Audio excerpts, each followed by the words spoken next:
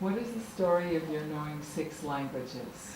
Knowing 6 languages is most of people who come from Africa, country in Africa, they speak easily more than 6 languages because you can be going to school, you speak a different language, like at school you learn French, at home you speak Swahili, depends where your family come from. Your neighbor can be speaking Kirundi, like when we're in Bujumbura, our neighbor, everybody, like our neighborhood, people speak Kirundi. So you will learn that without being taught because other children, if you go to visit somebody else, like in the house, they will be speaking the language. And my mother tongue, and there's a national language in Congo, Lingala, that is like, you must learn it, you must, because all the music, almost all the music in Congo, they sing it in Lingala.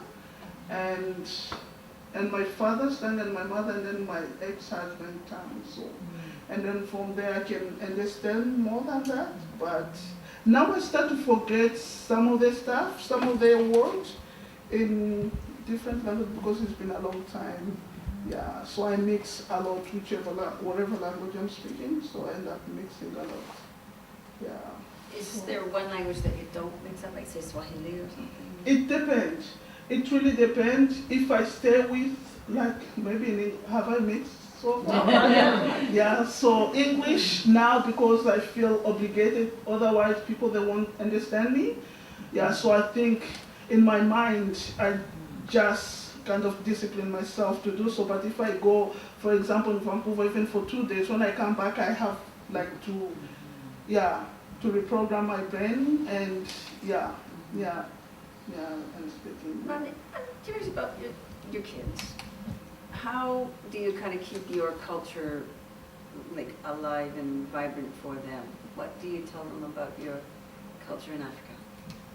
The culture in Africa is kind of, for me, it's kind of versatile, and then I'm not that disciplined about culture, like, because I want for them to be flexible wherever they go, but also I remind where they come from, like the culture, like the food, sometimes the food we eat. And Swahili, for example, I speak Swahili to them when I discipline them. They take me seriously. Yeah. So they take me seriously, but if I speak, they go to Francophone school, they speak French there. And sometimes I speak French with them, sometimes I speak English, but when I speak Swahili to them, they know I mean it. So they will stop wherever. So, yeah, so I found a way how, I think that is the way I use my culture like this. So when we're somewhere else, so like when I speak, they just stop. When I say something in Swahili, they will just stop, yeah. So they understand Swahili, can they talk back? I think most of the discipline more than two. Most of the discipline more than two, yes. Yeah. So, any more questions? Yes. Do you think there's always going to be unrest in Africa with all the different tribes and countries? I know myself, I had a chance to go and work in Africa in a few countries, and Uganda and Botswana, and there was unrest going there, and that's why I didn't go. The war? Yeah. I think for me, my own personal opinion really, the war for me, I see it as business. So that will never end as they continue making guns and whatever. So if they stop making that and selling that, the war will end. But since they're still making those things, they have to sell it. And some people there, they're not educated enough to know what is best for them, what is good for their country. They will take it to try to protect or to survive. So they will hold a gun to gain that power. Yeah, so to manipulate for manipulation and stuff. But when they stop making guns, the war will end.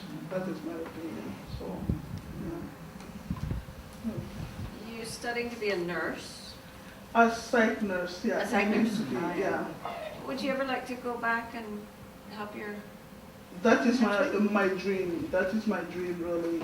To be able to work in the third world country, my country, if there's peace there or wherever will be guided or, yeah. So I will go with the flow, see when the peace goes and see how it will go.